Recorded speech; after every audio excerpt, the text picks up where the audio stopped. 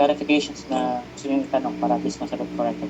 Sir, ganito po kasi yun. Ang nabasa ko po kasi sa post nyo is part-time. Tapos tinanong ko po sa inyo kung ano po yung job description. Sabi nyo po is setting appointment for clients. Yes, Yes po, actually, yes. tama po sir, di ba?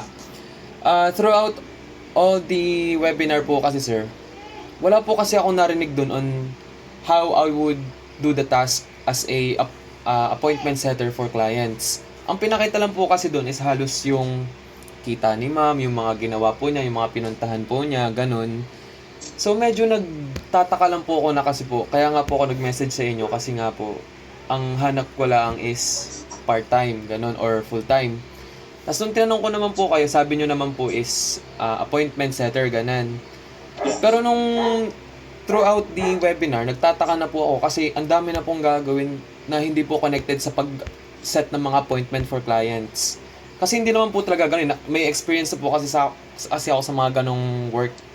Tapos, dun sa nagtaka rin po, kasi may kailangan pong, katulad po na, dun po sa insurance na 9,900. Actually, sir, kung tutusin po, sir, hindi ko po kailangan yun. Ang ano ko lang po is, bakit po kailangan may bayaran po kung ganun kalaki para po makapagtrabaho sa isang kumpanya? Kasi, ang alam ko po kasi, para po makapagtrabaho sa isang kumpanya, kailangan ko po ng pera.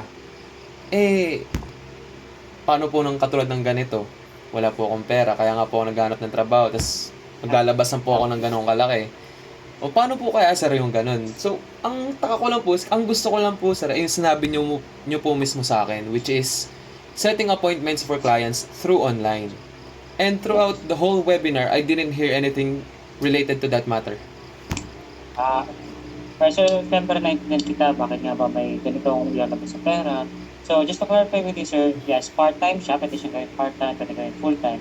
And just to clarify with you, this is not a job, alright? So, it's online opportunity. So, hindi siya talagang job na araw-araw or kada buwan may sahod. Ano siya kasi, commission-based siya. O, ay Hindi ko din lang mali sure po kung pala na, sir yung post nyo sa Facebook. po, Ay di po mali po pala yung post nyo sa Facebook. ang nilagay ko dun, sir, is sideline. Hindi ko man nilagay na job. Hindi po sir, ang nilagay nyo po dun is naghahanap po ba kayo ng part-time or full-time na trabaho ganun. Kaya po nagtanong po, ang una ko pong message sa inyo, ano pong work yan? Kaya nga po yun ang una kong message sa inyo kasi po, yun ang aking ini-expect dun po sa ibibigay nyo po sa akin na work.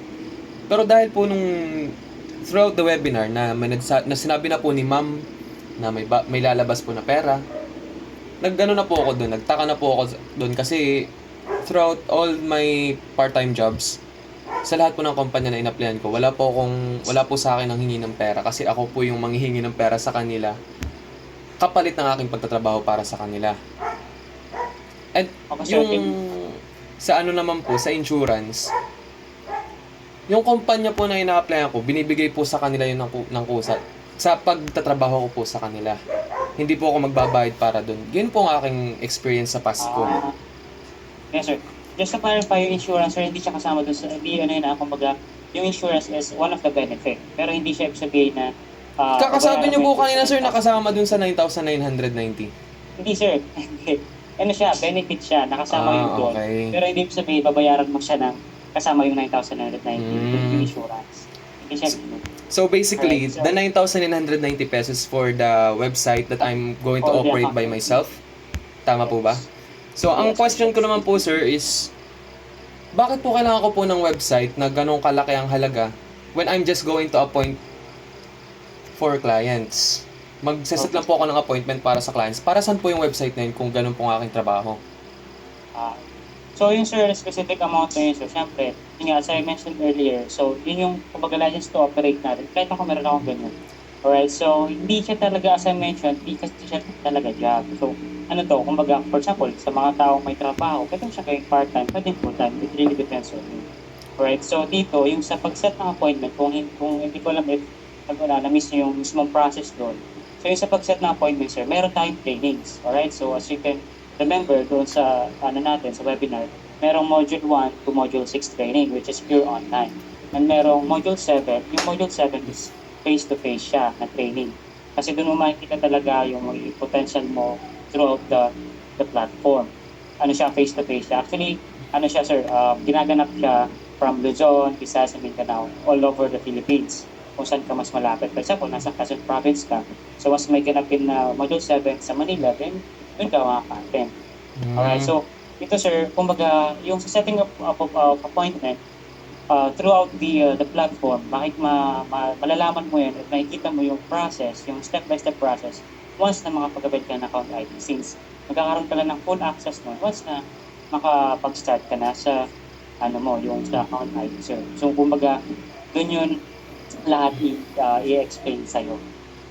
Kumbaga, yung sa kasi, yung sa webinar, sir, it's like the preview kung ano nga ba yung mga pinapakita dito na mga proof din of successful transactions. Ganito po sir. So basically, what you're trying to tell me is, para po ma-access ko po lahat ng sinasabi nyo, para po malaman ko yung full information, is kailangan ko po mag-avail ng 9,990 pesos. Tama po sir? Yes sir, tama po sir.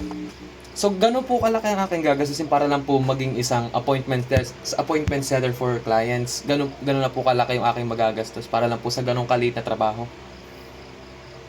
Yes, sir. Kumbaga, yun nga, as I mentioned, sa account ID siya, sir. So, clarify ko lang din. So, regarding on that, sir, kapag siyempre, student ka, naghahanap ka nga ng work and bakit mga gagastusin. So, just to clarify, pwede naman siyang staggered pa. Yung tayo-tayo, paunti-unti or installment. And kung naalala niyo, meron regardless po sir, kahit po staggered pa yan or partial payment pa po yan na 500 pesos or 100 pesos, it is still too much to ask for a student or for someone who is looking for a job to earn money. Kasi nga po, kaya nga po magtatrabaho kasi kailangan po ng pera. Paano po ganun sir? Ako po magbabayad para po makapagtrabaho sa inyo. Parang ganun po ang dating sa akin ng kumpanya ninyo eh. So kailangan ko po magbayad sa inyo para po magtrabaho ako. Tama? Yes sir, that's for account ID sir, tama. Pero hindi kasi siya trabaho, hindi siya job. Just to clarify sir, hindi siya job. So paano nga po sir pag ganun? Ano po yan parang tawag dito? Para po makakita ako, ano po yung... Ang narinig ko po kasi sa webinar, para po kumita ako, is pag nakakapag-recruit ako ng tao sa inyong company. Yung po nakikita ko, yung 2 persons is 1,800 pag override na and per 1 person naman is 1,000. Pag 4 persons, 7,600. Yun ang aking kikitain, di ba? Yes sir. Mas makapagpa-avail ka ng client. Yung kumbaga dito kasi, as yung sinabi ko, setting of appointment. So mag-set ka ng appointment na provided lahat ng script. Alright, so once na makapag-avail ka, yun yung 1,000 per head yun. And mas may dalawa, yung may override. Yun na po yung setting appointment. Hindi po yung setting appointment, recruitment po ang tawag dun eh. Sir, kumbaga dito, yung sinasabi natin, yung sa recruitment na sinasabi niyo sir, recruitment in a way na kung yung tao kasi, yun ang lalapit sa'yo. Hindi ikaw yung talagang mag-a-ask na ganito, ganyan, o magbibenta ka ng product. Hindi ka may ganun, sir. Ay, ganun na nga po mismo nangyayari sir. Kasi nga po, ako po yung naglapit sa inyo. Kayo naman po naghahanap. Kasi nga po, sabi nyo po, sino naghahanap, ganyan. Basically, kayo po ang recruiter. Ako po ang recruitee. Ako po ang i-recruit nyo sa kumpanya ninyo.